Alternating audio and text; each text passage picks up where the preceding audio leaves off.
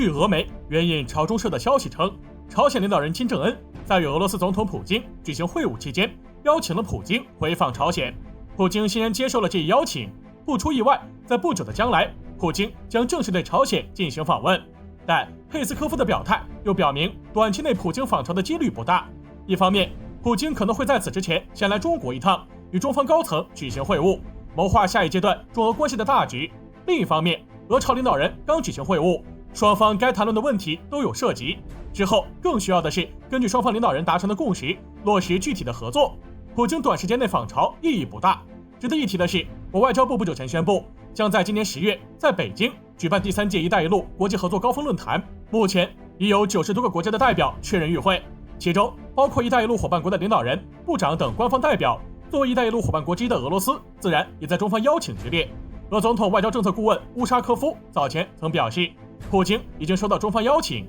计划在今年10月到访中国，出席第3届“一带一路”国际合作高峰论坛。此外，在中方高层年初访俄时，也当面向普京发出了访华邀请。中方2次邀请在前，又恰逢“一带一路”高峰论坛将要举办，普京10月访华基本板上钉钉。普京本人日前在回应相关问题时也表示，他与中方高层很快会进行会晤，只是具体时间还没确定。一般情况下，中俄2国高层会晤前会有其他高级别官员为双方的会晤打前站，从而做好充分准备。中俄2国高官频繁互动正在验证这一点。先是俄外交部发言人扎哈罗娃宣称，王毅外长将于9月18号访问俄罗斯，并与俄外长拉夫罗夫举行会谈，双方计划广泛讨论双边合作问题，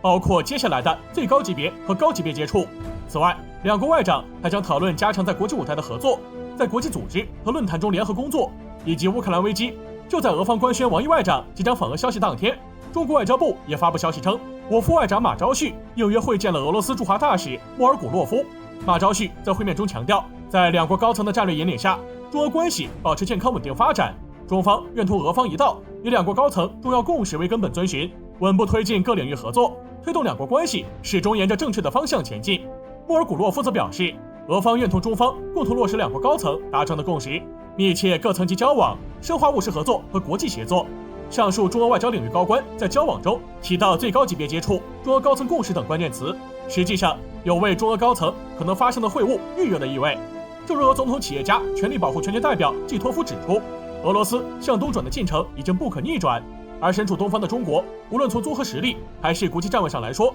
都是俄罗斯现阶段不可或缺的朋友和伙伴。中俄作为世界上举足轻重的大国，发展2国关系眼光也必须长远。普京若在不久后来华，双方高层谋划中俄关系大局的环节必不可少。至于具体谋划的内容，不妨拭目以待。